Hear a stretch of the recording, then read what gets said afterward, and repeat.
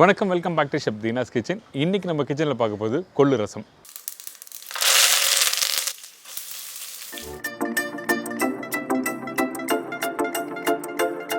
இந்த கொள்ளு வந்து நல்லா பாயில் பண்ணிட்டு அந்த தண்ணி எடுத்து யூஸ் பண்ணியிருக்கோம். கொள்ளு தண்ணி தான் யூஸ் பண்ணணும், கொள்ளு பருப்பை யூஸ் பண்ணக்கூடாது. அப்படி யூஸ் பண்ணால் கண்டிப்பாக ரசம் வந்து அடிப்பிடிக்க வாய்ப்பு இருக்குது. அந்த வேக வச்ச சுண்டலை, அதாவது நீங்கள் தண்ணி எடுத்தாச்சு, இந்த சுண்டல் என்ன பண்ணுறதுக்குன்னா நீங்கள் சுண்டலாமல் சாப்பிட்லாம், குழம்பா வச்சு சாப்பிட்லாம். இந்த மாதிரி நிறைய ஆப்ஷன் இருக்குது. கண்டிப்பாக ட்ரை பண்ணி பாருங்கள்.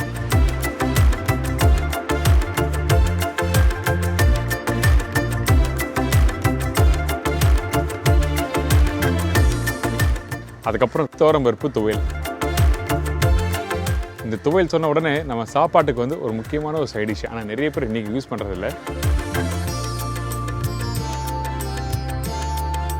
இந்த துவையல் பண்ணும்போது நீங்கள் துவரம்பருப்பு வச்சு மட்டும்தான் பண்ண முடியுமா அப்படி கேட்டிங்கன்னா அப்படிலாம் இல்லை.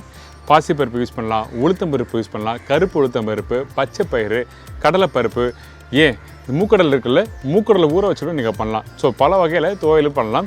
இன்றைக்கி ப்ராப்பராக துவரம்பருப்பு துவையல் லஞ்சுக்கு ஒரு அருமையான ஒரு சைட் டிஷ் ப்ரிப்பரேஷன் தான் பார்க்க போகிறோம்.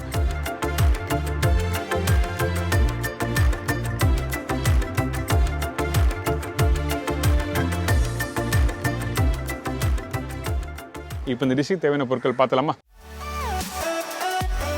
கொள்ளு 150 கிராம், இடிச்ச பூண்டு 15 நம்பர், பெரிய சைஸ் தக்காளி 1, காய்ந்த மிளகாய் 3லேருந்து 4 நம்பர், முழு சீரகம் 1/4 டீஸ்பூன், மிளகு பவுடர் 1/2 டீஸ்பூன், கடுகு 1/4 டீஸ்பூன், பெருங்காயம் 1/2 டீஸ்பூன், மஞ்சத்தூள் சிறிதளவு, தனியா பவுடர் 1/2 டீஸ்பூன், சீரகம் பவுடர் 1 டீஸ்பூன், கருவேப்பிலை தேவையான அளவு, கொத்தமல்லி தேவையான அளவு, ஆயில் குக் பண்ணுறதுக்கு தேவையான அளவு, உப்பு தேவைக்கேற்ற. இதாங்க இந்த ப்ரிப்பரேஷன் தேவையான பொருட்கள். இந்த கொள்ளு ரசம் பண்ணுறதுக்கு ஃபஸ்ட்டு நம்ம என்ன பண்ணுறோன்னா, இந்த கொள்ளு நல்லா வாஷ் பண்ணிவிட்டு அதுக்கப்புறம் குக்கரில் போட்டு நல்லா பாயில் பண்ணுறோம்.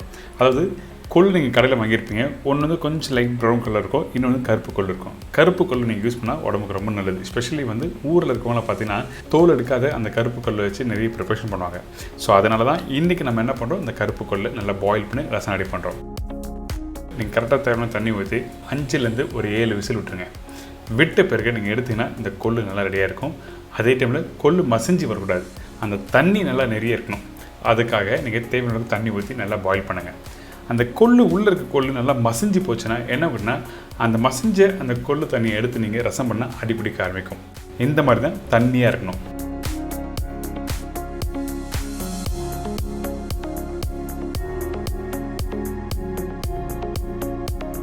இந்த தண்ணி எடுத்து ரசத்துக்கு யூஸ் பண்ணுறோம். ஆனால் இந்த கொள்ளு என்ன பண்ணுறது சொல்லி நிறைய பேர் கேட்பாங்க. இதை சுண்டலாம் நீங்கள் வீட்டில் அவிச்சு சாப்பிட்லாம். அப்படி இல்லைன்னா கொஞ்சம் கடுகு, பெருங்காயம், வெங்காயம், உப்பு, நெய், கொத்தமல்லி, பூண்டு இதெல்லாம் போட்டு நல்லா குக் பண்ணிட்டு நீங்கள் சாப்பிட்டீங்கன்னா சூப்பராகும். சப்பாத்திக்கு ஸ்பெஷல் நல்லாயிருக்கும். ஒன்று சுண்டலாக சாப்பிட்லாம், அப்படின்னா இந்த மாதிரி கறி செஞ்சு சாப்பிட்லாம். இப்போது அந்த கொள்ளு தண்ணியை வச்சு எப்படி ரசம் பண்ணுறது பார்ப்போம். இந்த மண்சட்டில் கொஞ்சமாக எண்ணெய் ஊற்றி நீங்கள் குக் பண்ணுங்கள். ஏன் கேட்டிங்கன்னா ரசம் முடித்த பிறகு எண்ணெய் மேலே மிதங்கும், அதனால தான் கொஞ்சமாக எண்ணெய் ஊற்றிருக்கேன். இதுக்கு பிறகு கடுகு, சீரகம், காஞ்ச மிளகாய், பூண்டு, கருவேப்பிலை இதெல்லாம் போட்டு நல்லா தாளிச்சிருங்க.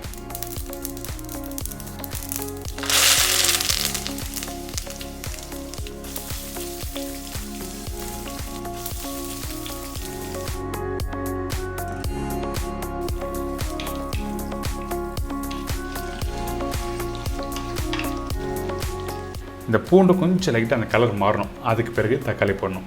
தக்காளியோட அளவு அதிகமாக வேண்டாம், கரெக்டான அளவு ஒரு தக்காளி போதும். இந்த ரசம் நீங்கள் குறைஞ்சபட்சம் ஒரு 3லேருந்து 4 பேர் நீங்கள் சாப்பிட்லாம். அதனால தான் கரெக்டான ரேஷியோவில் உங்களுக்கு சொல்லியிருக்கேன். இந்த தக்காளி போட்ட பிறகு நல்லா வதங்கணும். அதே டைமில் மஞ்சத்தூள், உப்பு, தனியா பவுடர். தனியா பவுடர் எதுக்காக யூஸ் பண்ணுற கேட்டிங்கன்னா, அந்த மிளகு சீரகம் யூஸ் பண்ணுற இடத்துல தனியாத்தூள் போட்டால் நல்லாயிருக்கும். நிறைய பேர் ஹோட்டலில் பார்த்தீங்கன்னா மிளகு பவுடரும் சீரகம் பவுடரும் ரொம்ப கம்மியாக யூஸ் பண்ணுவாங்க. ஏன் கேட்டிங்கன்னா மிளகும் சீரகம் காசு அதிகம். அதனால் நம்ம என்ன பண்ணுவாங்கன்னா, நிறைய பேர் அந்த பச்சை மிளகாய் காரத்துக்கு போட்டுருவாங்க, சில்லி பவுடரும் காரத்துக்கு போட்டுருவாங்க. நீங்கள் வீட்டில் பண்ணும்போது அப்படி பண்ணாதீங்க. ரசம் சொன்ன உடனே வெறும் மிளகு, சீரகம், புளி, பூண்டு இதுதான் ரொம்ப இம்பார்ட்டன்ட். ஏன் கேட்டிங்கன்னா நம்ம சாப்பிட்ற சாப்பாடு வந்து கொஞ்சம் ஹெவியாக இருக்குதுன்னா அந்த டைமில் ஜீரண சக்தி வேணும்ல, அதனால தான் கடைசியாக வந்து ரசம் சாப்பாடு சாப்பிட்ணுன்னு சொல்லுவாங்க. இப்போ தனியாத்தூள்லாம் போட்டுருப்போம்ல, போட்ட பிறகு இந்த தக்காளி நல்லா வதக்குங்க. இதுக்கு பிறகு நம்ம என்ன பண்ணுறோம், புளி தண்ணி ஊற்ற போகிறோம். புளி தண்ணி ஊற்றின பிறகு தண்ணி கொஞ்சமாக ஊற்றி நல்லா கொதிக்க விடுங்க. அந்த பச்சை வாசனை போடணும். கடைசியாக தண்ணி ஊற்றின பிறகு நம்ம மிளகு சீரகம் அந்த பெருங்காயம் போடும் பார்த்தீங்களா, அந்த ஸ்டேஜில் கொதிச்சதுன்னா உங்களுக்கு மிளகு சீரகம் வந்து கீழே இறங்கிடும். அதனால தான் கொதிக்கக்கூடாது சொல்லுவாங்க கடைசியான ஸ்டேஜில்.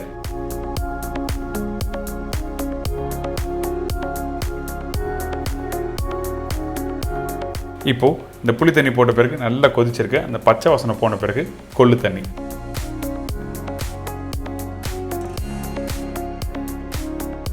இந்த கொள்ளு தண்ணி இதில் ஊற்றின பிறகு நம்ம என்ன பண்ணுறோம், தேவையான அளவுக்கு வேணா தண்ணி ஊற்றலாம். அதிகமான தண்ணி யூஸ் பண்ணாதீங்க. கொள்ளு ரசத்துக்கு கொள்ளு தண்ணி தான் ரொம்ப இம்பார்ட்டன்ட். அதனால் கொள்ளு தண்ணி ஊற்றின பிறகு இந்த இடத்துல உப்பு, காரம், புளிப்பு தன்மை கரெக்டாக செக் பண்ணுங்கள். இன்கேஸ் புளிப்பு அதிகமாக இருக்குது என்ற கொள்ளு தண்ணி இல்லைன்னு நினச்சிங்கன்னா அந்த டைமில் கொஞ்சமாக பச்சை தண்ணி ஊற்றிக்கலாம். இதுக்கு பிறகு தேவையான அளவுக்கு கொத்தமல்லி, கொஞ்சம் சீரக பவுடர்,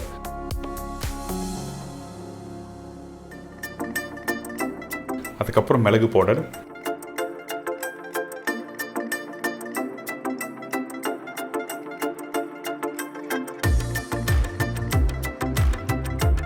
பெருங்காய பவுடர். இதெல்லாம் போட்ட பிறகு அடுப்பை மீடியமான ஃப்ளேமில் வைங்க. ஹை ஃப்ளேமில் வைக்கக்கூடாது. ஏங்கிட்டனா ரசம் இதுக்கு மேலே கொதிச்சதுன்னா உங்களுக்கு அந்த டேஸ்ட் போய்டும், நல்லா இருக்காது. அதனால் நம்ம என்ன பண்ணுறோம், மீடியமான ஃப்ளேம் வச்ச பிறகு கொஞ்சம் பொங்குற மாதிரி காமிக்கிறோம் பார்த்தீங்களா, இந்த மாதிரி வர ஸ்டேஜில் கண்டிப்பாக அடுப்பு ஆஃப் பண்ணிடணும். கொதிக்கக்கூடாது. கொதிச்சா கண்டிப்பாக ரசம் நல்லா இருக்காது.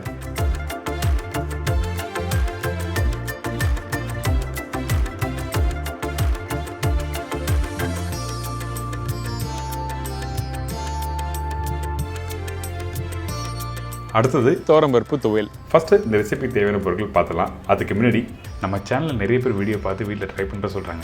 இதுலேயும் இன்னும் கொஞ்சம் டவுட் எதுனா இருந்ததுன்னா நீங்கள் நேராக கூகுள் போங்க. கூகுளில் போய்ட்டு www.chefdeenacooks.com டைப் பண்ணுங்கள். என்னோடய வெப்சைட் ஓப்பன் ஆகும். உங்களுக்கு தேவையான ரெசிபியை நீங்கள் டைப் பண்ணினா ஃபோட்டோ ப்ளஸ் எக்ஸ்ப்ளனேஷனும் உங்களுக்கு தெளிவாக கொடுத்துருப்பேன். துவரம்பருப்பு 200 கிராம், காய்ந்த மிளகாய் 10லேருந்து 15 நம்பர், பூண்டு 10லேருந்து 15 நம்பர், புளி ஒரு சின்ன துண்டு, பெருங்காயம் 1/2 டீஸ்பூன், கருவேப்பிலை தேவையான அளவு, கடுகு தாளிப்புக்கு தேவையான அளவு, உப்பு தேவைக்கேற்ற, எண்ணெய் குக் பண்ணுறதுக்கு தேவையான அளவு. இதாங்க இந்த ப்ரிப்பரேஷன் தேவையான பொருட்கள். ஃபஸ்ட்டு நம்ம என்ன பண்ணுறோம்னா, இந்த துவரம் பருப்பு சொன்னோம் பார்த்தீங்களா, இந்த துவையல் பண்ணுறதுக்கு இந்த பருப்பை நல்லா ஸ்லோ ஃப்ளேமில் வறுக்கணும். ரொம்ப ரொம்ப இம்பார்ட்டன்ட். ரொம்ப ஈஸி தான் இந்த ப்ரிப்பரேஷன் பண்ணுறதுக்கு, ஆனால் கொஞ்சம் டைம் எடுக்கும். எந்த அளவுக்கு நீங்கள் ஸ்லோ ஃப்ளேமில் வறுக்கிறீங்களோ அந்த அளவுக்கு இந்த துவையல் நல்லா சூப்பராக வரும். சில பேர் மீடியமான ஃப்ளேமில் இல்லை ஹை ஃப்ளேம் வச்சு பண்ணுவாங்க. அப்படி பண்ணால் அந்த துவரம் பருப்பு கரெக்டாக வறுத்து வராது. உங்களுக்கு கலர் வந்துடுமே தவிர அந்த பருப்பு கரெக்டாக வெந்து வராது. அதனால தான் நம்ம என்ன பண்ணுறோம், ஸ்லோ ஃப்ளேமில் வறுக்கணும்னு சொல்கிறேன். இதுக்கப்புறம் பூண்டு, காஞ்ச மிளகாய், கருவேப்பிலை இது எல்லாமே போடணும். அதே டைமில் அந்த பூண்டு வறுக்கிறது வந்து ஹை ஃப்ளேம் வச்சா உங்களுக்கு வெந்து வராது. அதனால நம்ம என்ன பண்ணுறோம், இது எல்லாத்தையும் ஸ்லோ ஃப்ளேமில் வறுத்துருங்க.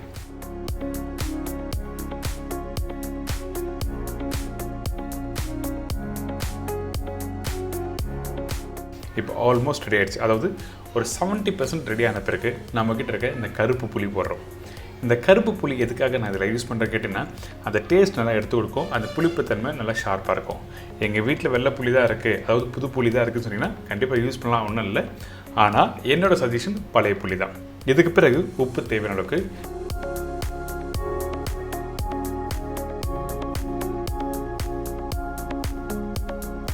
பெருங்காயம் போட்ட பிறகு ரொம்ப நேரம் குக் பண்ண வேண்டாம். ஏன் கேட்டிங்கன்னா உங்களுக்கு அந்த வாசனை போக ஆரம்பிச்சிடும். அதனால தான் பெருங்காயம் போட்ட பிறகு திருப்பி மஞ்சள் போட்டு அடுப்பை ஆஃப் பண்ணிவிட்டு இதை அப்படியே இன்னொரு பவுலில் ட்ரான்ஸ்ஃபர் பண்ண போகிறோம்.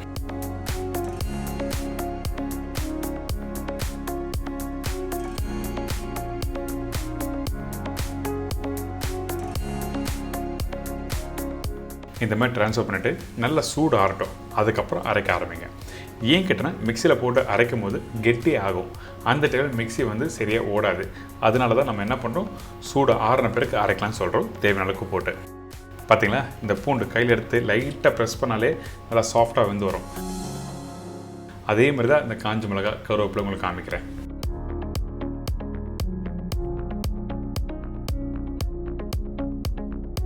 இதுக்கப்புறம் மிக்சி ஜாரில் போட்டு தேவையான தண்ணி ஊற்றி அரைக்கிறோம். எடுத்த உடனே தண்ணி அதிகமாக ஊற்ற வேண்டாம், கொஞ்சமாக ஊற்றி அரைங்க. வேணும்னா திருப்பி நீங்கள் ஊற்றிக்கலாம். அதே மாதிரி தான் உப்பும்.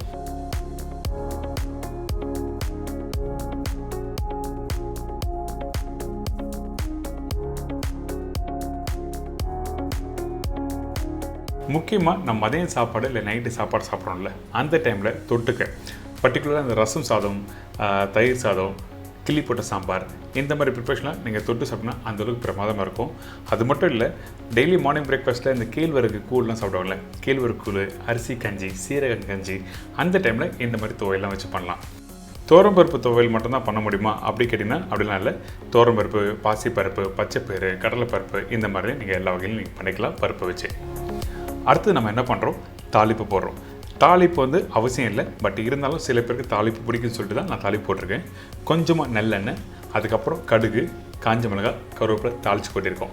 இதை நீங்கள் தாளிப்பு இல்லாமல் தான் நீங்கள் சாப்பிடுவோம் நிறைய பேர், பட் இருந்தாலும் தாளித்து மிக்ஸ் பண்ணியிருக்கேன். நல்லெண்ணெய் தாளிப்பு போட்டால் அந்தளவுக்கு வாசனையாக இருக்கும். ட்ரை பண்ணி பாருங்கள், எல்லாருக்கும் பிடிக்கும், என்ஜாய் பண்ணுங்கள்.